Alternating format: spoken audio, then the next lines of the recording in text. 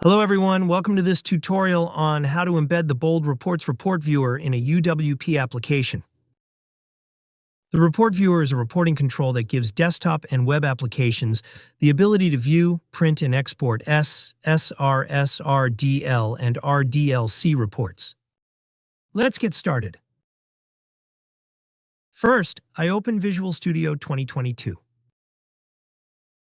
and click Create a new project. I select UWP blank app. Then click Next. I name my application UWP Application Universal Windows. And click Create. I select a minimum version. Then I click OK. The UWP application is created. Next, to install the necessary NuGet packages in the application, I right-click the project and choose Manage NuGet Packages. In the Browse tab, I search for the boldreports.uwp package and install it in my UWP application. The boldreports.uwp package contains the UWP reporting control for previewing and exporting reports. Next, let's initialize the Report Viewer control. Open the mainpage.xaml file and import the Report Viewer namespace into the page tag.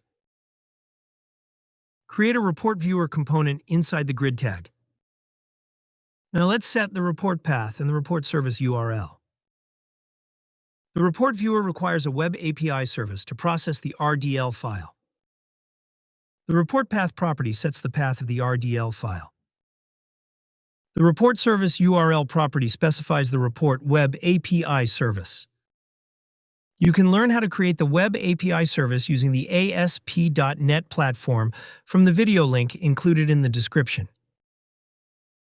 To set the report path and the service URL, open the mainpage.xaml file and initialize the window-loaded event inside the main window constructor. Next, I set the report path and the report service URL properties in the main window-loaded event method.